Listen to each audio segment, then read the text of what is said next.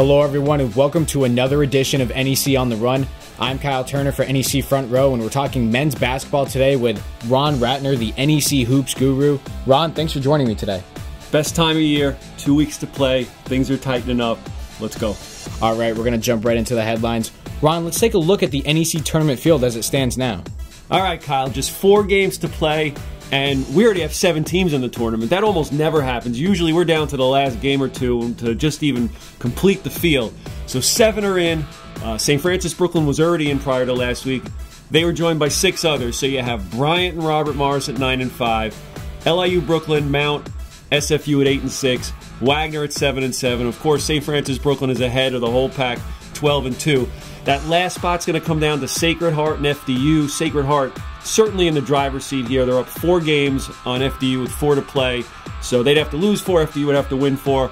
And then we would complete our 8-team field.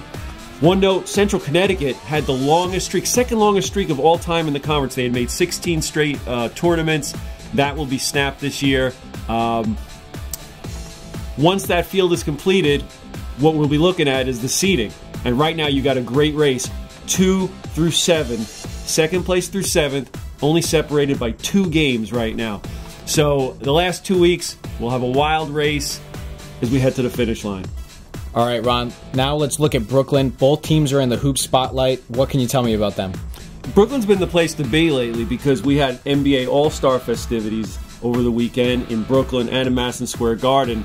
But now, let's talk about NEC Hoops in Brooklyn. You have St. Francis Brooklyn, who we just mentioned, first place, up 3 games on the pack with 4 to go. So the inside track is there for the Terriers to win their 3rd NEC regular season championship, their first since the 03-04 season. What does that do? Gives them home court advantage throughout the playoffs. Everything will have to go through the Pope as long as St. Francis can keep winning. So Glenn Breaker's troops are in a good spot right now, heading into the last 2 weeks. But then you go down the road about a mile away, and suddenly LIU Brooklyn is right there. Didn't look that way earlier in the year. They're red hot right now, LIU. 4 straight wins, 6 of 7. They just swept their Western PA trip for the first time since Charles Jones was rocking the Paramount back in 97-98. So great job by Jack Perry and LIU over the weekend. Came down 15 at Robert Morris. Withstood a late to win that game. Then they withstood a late St. Francis U rally on Saturday. LIU wins that one in overtime. We'll talk a little bit later about one of the players that made one of those wins happen. But right now, you have to shout out the LIU freshman class. 6 freshmen, 9 underclassmen are in that rotation. That very deep rotation LIU has. Take this. We'll get to numbers later, but here's a number for now. Underclassmen account for 77% of LIU's minutes and over 71% of the team's scoring. So the team that started 2 and 5 is suddenly 8 and 6 in the NEC standings, developing a nice chemistry. They don't look as much like freshmen as they did a couple of months ago. This could be a team to watch as we head into March, and they're no longer just trying to qualify for the tournament. They're in. They're looking for a home game now. And right now, tied for 4th place, they're right in the thick of it. So we'll see what happens with LIU, but good hoops going on in Brooklyn. All right, Ron. Well, like you said, it's an exciting time in Brooklyn, and it's also an exciting time for Brooklyn hoops. But let's look at something that's even more exciting. It seems like it's the year of the buzzer beater in the NEC. Nothing better than a buzzer beater. Nothing. We've had more than our fair share this year. I'll take them because it's caused some incredible excitement in NEC basketball this year. A whole bunch of buzzer beaters that have gone viral, lit up social media. Well deserved because these were all fantastic plays. We started with St. Francis U's Earl Brown. He beat Sacred Heart back in January on a putback at the buzzer. We'll see them all here. Then we'll have St. Francis Brooklyn's Chris Hooper. He did it to SFU 2 days later on his own putback. Then there's the memorable Brandon Peel shot. The shot heard round New Britain. The 65, 70-foot pass that led to a 3-pointer in the buzzer in an NEC TV game against Wagner. All 3 were memorable, but we weren't done. This past weekend, entry number 4, Robert Morris Jr. forward, Aaron Tate.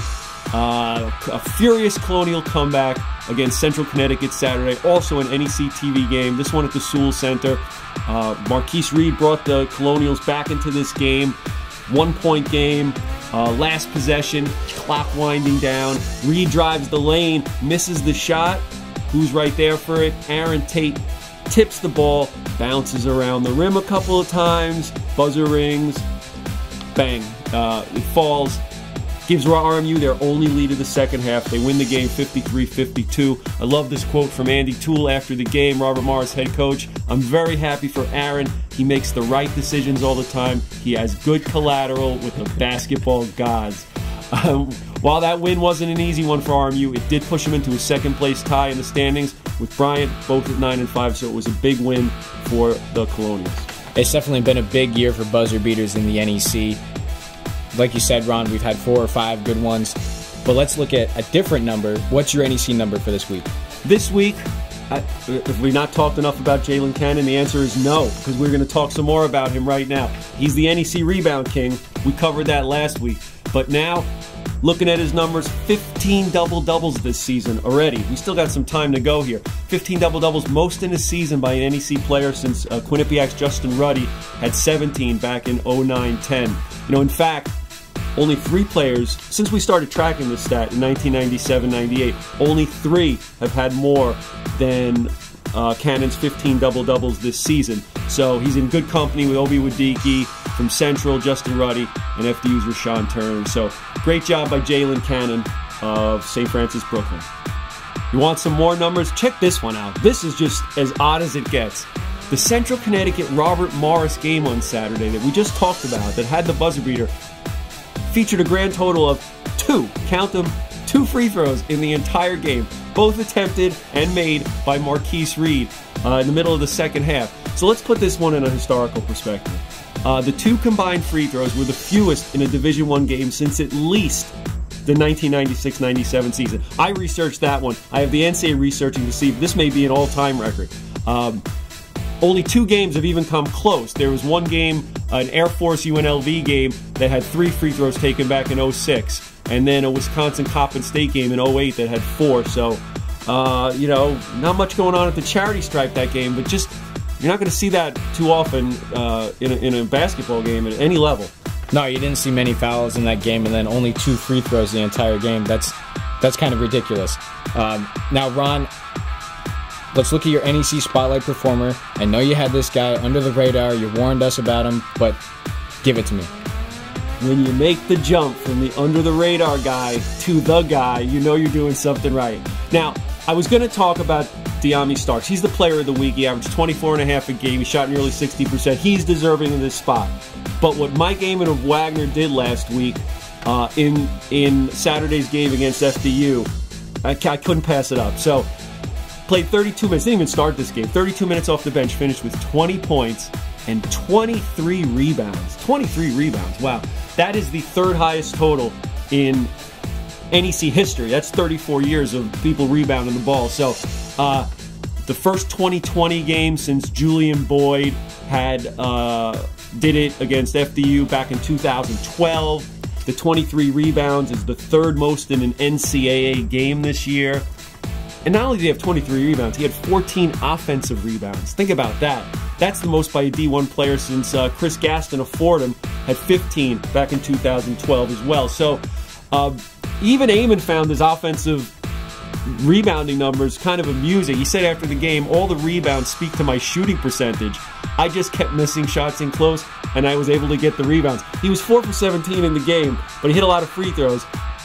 Now, no matter how you slice it, 20 points, 23 rebounds is one heck of a game, and there's probably more where that came from as he moves on in his career.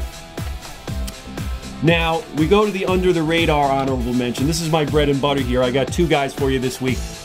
Earl Brown's the star at SFU. He deserves all the accolades he gets, but he's got a running mate over there in Ronnie Drinnan, who's really getting it done and giving them one of the best front lines in the NEC. Earl Brown had 18 points and 11.5 rebounds a game. But Drinnan, who just recently came back from an injury, averaged a double-double, 13.5 points, 10.5 rebounds, had some 3.5 assists, 1.5 steals. Great all-around week for the junior. So he's one of the NEC's top rebounders. Pair of double-doubles last week. Shout out to Ronnie Drinnen. Great job, SFU, right in the hunt for a NEC quarterfinal home game. For my second under-the-radar guy, I'm going to go with someone whose contribution didn't really appear in the box score as much as what he did for his team.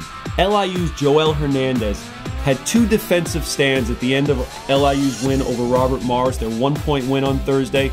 He was matched up with 6-time NEC Rookie of the Week, Marquise Reed, as tough a one-on-one guard as you will find in this conference. Yet he was able to pick him clean on the first possession with about 20 seconds to go. They had a second chance, RMU, to win the game, and he really forced Reed into taking a tough runner close to the buzzer, and LIU was able to come away with the win. So sometimes it's not about the guys who put up all the points, but it's about doing the little things to lead your team to victory. And I thought Joel Hernandez played as good a 30 seconds of defense, man-on-man defense, on-the-ball defense, as you will see in the league this season.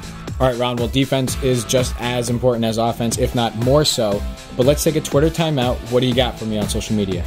All right, the first tweet. This is the second straight week we have an LIU assistant coach spotlighted here. These guys do a good job, I guess, on social media.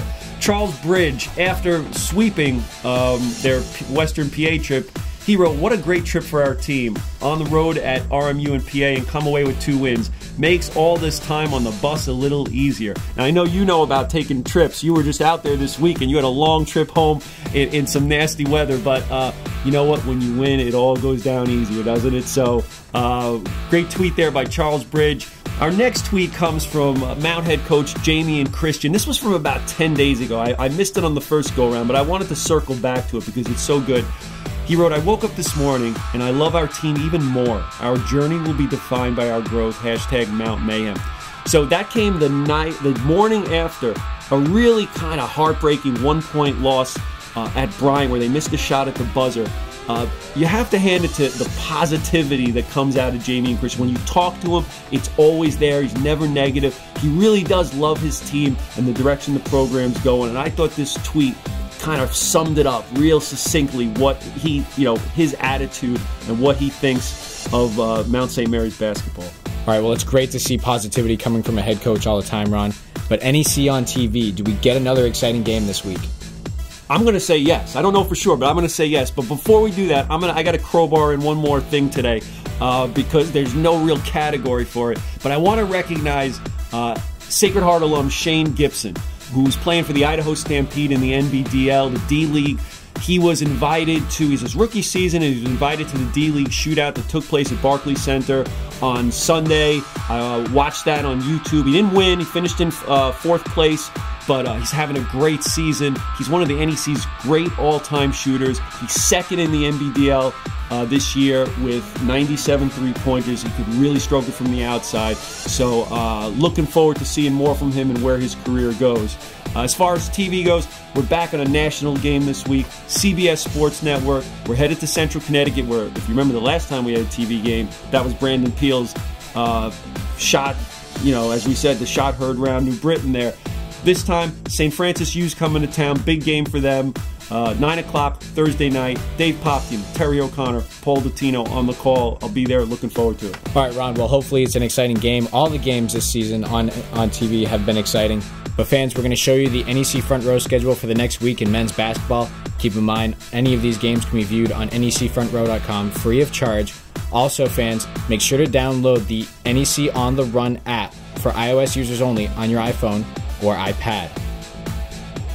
For NEC Front Row, I'm Kyle Turner. I want to thank Ron Ratner for joining me today, and we'll see you next week.